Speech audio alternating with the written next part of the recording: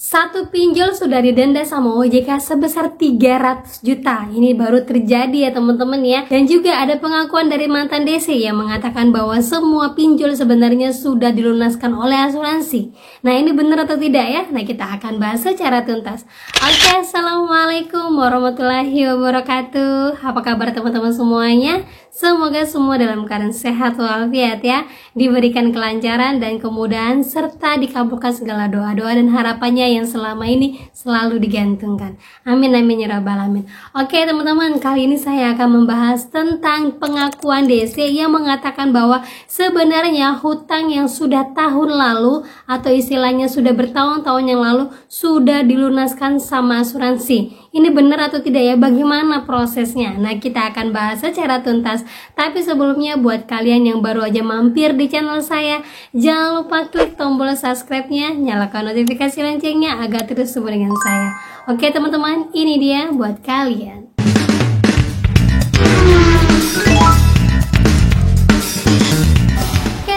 Kita bahas dulu ya yang berita lagi naik daun, yaitu ada satu pinjol yang sudah disanksi administrasi oleh OJK sebesar 300 juta. Wow, ini baru terjadi antara periode Januari sampai April.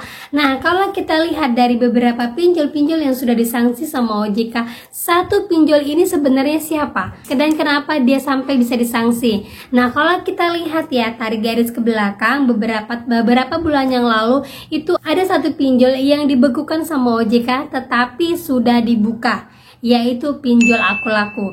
Kalau kita tarik lagi garis ke belakang, kasus apa yang menimpa dari Aku Laku? Yaitu kasus adanya kelalaian dalam pengawasan produk, yaitu pay letter sehingga tidak digunakan sebagaimana mestinya. Nah, kalau dilihat dari kasus adanya satu pinjol yang disanksi 300 juta, yaitu atas pelanggaran terkait pemasaran produk dan layanan. Nah, kalau menurut saya ini jatuhnya ke Aku Laku, karena sebelumnya buat teman-teman ketahui ya, Aku Laku ini baru bisa dibuka di bulan Juni 2024. Juni atau Juli, saya agak-agak lupa ya, tetapi dia sudah dibuka itu resmi 29 Februari menjelang mau lebaran. Itu puasa, lebaran itu sudah dibuka pay letternya. Nah, menurut saya inilah pinjol yang disanksi sama OJK, diberikan denda sebesar 300 juta atas kelalaiannya dalam memasarkan produknya. Nah, dari kasus ini juga terdapat ada ribuan pengaduan yang memang sudah dilayani sama OJK, termasuk juga dengan 67 perusahaan yang sudah mengembalikan semua kerugian-kerugian nasabahnya dari 205 pengaduan. Nah, ini bentuk dari OJK memang mengumpulkan semua data yang masuk. Mungkin sifatnya agak lama karena ya biasa tahu lah ya, yang menggunakan produk digital itu bukan kita aja, dan yang diserang sama DC bukan kita aja. Tetapi kalau dilihat dari bentuk-bentuk pengaduan yang sudah diproses sama OJK, ini menandakan bahwa semua pengaduan kalian dilihat walaupun tidak serta-merta langsung ditindaklanjuti. Oke, lanjut lagi teman-teman ya. Di sini saya dapatkan pagi ini WA dari teman saya mengatakan, "Mbak, ini benar ya, kalau emang hutang kita sudah 1 tahun lebih itu akan dilunaskan oleh asuransi." Soalnya ada mantan DC yang komen-komen di Facebook mengatakan bahwa semua proses untuk hutang-hutang lama itu akan dibayarkan oleh asuransi. Ini gimana Mbak? Bener nggak Mbak ya? Nah, ini kita bacakan dulu teman-teman ya, sambil saya menjelaskan biar kalian paham apakah benar ada asuransi untuk gagal bayar atau tidak. Apakah benar kalau seandainya sudah hutang tahun itu lebih baik tidak usah dibayarkan saja atau kita tetap bayarkan saja. Nah, ini saya mulai bacakan ya dari mantan DC yang mengatakan bahwa semua hutang yang sudah lama itu dibayarkan lewat asuransi. Nah, kita baca pelan-pelan ya.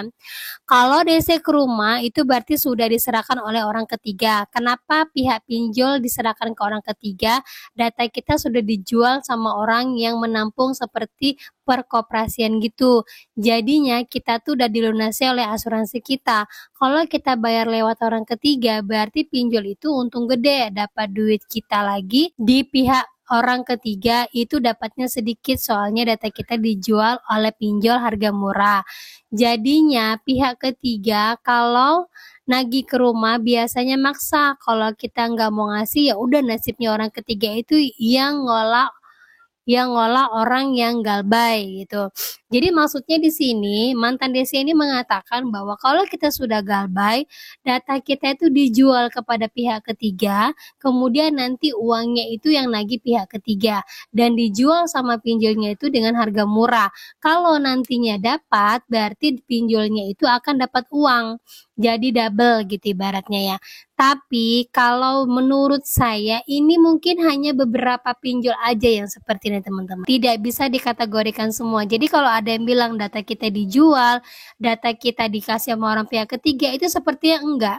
Karena kalau kita ketahui ya, seperti yang bekerja sama dengan PT Telemark, MBA, dan banyak lagi ya perusahaan-perusahaan pihak ketiga yang memang untuk menagih itu data kita tidak dijual, tapi data kita hanya diserahkan kepada pihak ketiga dan perjanjian antar perusahaan itu adalah untuk ditagihkan dan mereka dibayar ketika nanti orang-orang yang dalam list yang diserahkan oleh pinjol ini berhasil untuk membayarkannya kepada pinjol. Nah, seperti itu yang saya ketahui teman-teman ya. Jadi tidak ada kata dijual oleh pihak ketiga. Nah, lanjut lagi ya di sini. Ada yang jawab, "Galbay di mana, Bang?" Nah, dia jawab kredit full 15 juta, aku laku 20 juta, sampai di bantu saku 2,8 juta, tunaiku 3,3 juta, baru cair tadi siang tunaiku. Sikat semuanya selagi masih ada di App Store. Nah, ini membuktikan bahwa dia adalah DC dan dia galbay. Ya, DC sendiri aja galbay. Kenapa kita yang memang udah jelas-jelas nggak ada uang, kita maksa untuk bayar dengan gaya lubang tutup lubang? Dia jawab lagi ya, aku post pernyataannya biar teman-teman tahu bagaimana sejatinya DC, biar pada nggak takut. Kalau boleh bang, katanya tuh dia lanjut ya. Sejatinya DC lapangan itu nggak sejahat apa yang dipikirkan. Mereka sama seperti kalian yang galbay, hanya tuntutan kerja saja. Kalian tidak ada uang ya, bilang aja nggak ada uang. Mereka juga bosan datangin terus nasabahnya walaupun ada target DC-nya, tapi ya tahu sendirilah, kadang malas sekali udah didatangin, ya udah seperti itu katanya ya. Jadi memang benar teman-teman ya, kalau DC, saya dulu tuh pernah bekerja di BAF ya, Busan Auto Finance. DC itu emang orang yang paling malas untuk datang kalau memang tidak disuruh gitu. Karena apa? Dia tahu pasti itu nggak akan bayar. Satu lagi bang, mau nanya apakah benar kalau galbay setelah 1 tahun utang kita dibayar asuransi yang bekerja sama pinjol tersebut? Dia bilang begini, minimal 3 tahun udah hilang semuanya, tinggal dicek aja lagi di BI checking. Intinya walaupun galbay banyak cuek aja, jangan dibuat stres, fokus dengan kehidupan sehari-hari saja. Kerja ya kerja, urusan DC itu belakangan, buat apa takut dengan DC? Nah, saya lihat dulu ya. Nah, kita lihat teman-teman ya, ini ada artikel ya di tahun 2023 yang menyatakan bahwa memahami asuransi pinjol yang disebut biaya kerok, biaya layanan tinggi. Nah, di sini bisa teman-teman lihat ya. Di sisi lain, Presiden Direktur PT Asuransi AC Indonesia Ahmad Sudiarda Limunte menjelaskan cakupan asuransi kredit adalah memberikan perlindungan kepada kreditur atas ketidaksanggupan debitur membayar pelunasan ataupun cicilan pinjaman sesuai dengan kesepakatan dalam kontrak kredit. Nah, kalau kita lihat kontrak kredit yang memang ada jaminan untuk pembayaran asuransi, itu kita lihat pada Shopee ya. Nah, saya udah buka Shopee. Di sini yang saya besarin, resiko kredit atau gagal bayar ditanggung sepenuhnya oleh pemberi dana atau asuransi kredit. Sebagaimana relevan, tidak ada lembaga otoritas negara yang bertanggung jawab atas resiko gagal bayar ini. Nah, ini benar sekali ya teman-teman ya. Jadi kalau untuk Shopee ya di tahun 2022, 2023 resiko gagal bayar ini emang benar ditanggung sama Shopee ya. Bagi kalian yang galbay di tahun 2020 kalian bisa merasakannya, hutang kalian mungkin ada yang hilang, tetapi kalau misalnya dia masuk ke dalam SLIK OJK, mungkin saat ini statusnya sudah dialihkan kepada pendanaan yang lain. Untuk di tahun 2024 tepatnya setelah perubahan dari bunga-bunga kredit itu, untuk yang asuransi kredit gagal bayar ini sudah mulai banyak ditinggalkan, artinya sudah tidak banyak lagi dipakai.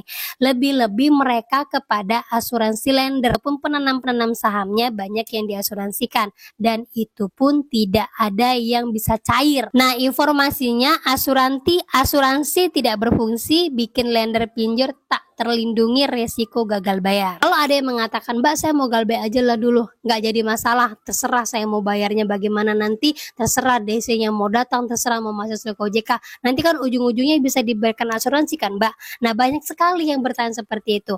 Untuk yang gagal bayar di tahun 2024, saya belum bisa memastikan untuk asuransi gagal bayar yang kalian maksudkan itu. Tapi kalau misalnya kalian gagal bayarnya di tahun 2023, yang seperti saya sebutkan tadi ya, yang seperti artikel ini ya, di tahun 2023 ataupun tahun 2022 itu bisa saya jamin banyak sekali pinjol yang membayarkan gagal bayar itu menggunakan asuransi. Nah untuk di tahun 2024 kalau kalian bertanya masih ada nggak asuransi untuk yang gagal bayar, jawabannya kita lihat kondisi. Karena apa?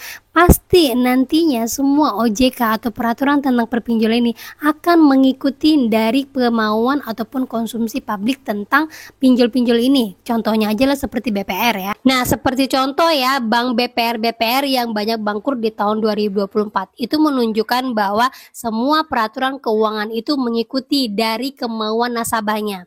Nah kalau seandainya sekarang kalian tidak mau bayar, sampai kapanpun nggak mau bayar, itu nanti peraturan OJK pasti akan mengikuti dari konsumennya ya, mau dilanjutin lagi atau enggak, ataukah pinjol-pinjol ini tutup sampai di tahun akhir 2024. Nah itu dia teman-teman ya informasinya buat kalian semua yang masih gagal bayar sampai hari ini belum bisa bayar. Jangan khawatir ya, karena yang namanya pinjol sampai saat ini walaupun dia masuk ke dalam slik OJK masih banyak yang mau memberikan pinjaman gitu teman-teman ya. Nah itu dia yang bisa saya sampaikan buat kalian pada hari ini, semoga bermanfaat ya, menjadi mood booster buat kalian, karena kalau ngeliat hal-hal yang seperti ini jadi merasa baik lagi, jadi merasa makin semangat dan jadi merasa makin kuat lagi gitu teman-teman ya. Oke itu dia akhir kata saya ucapkan. Assalamualaikum warahmatullahi wabarakatuh.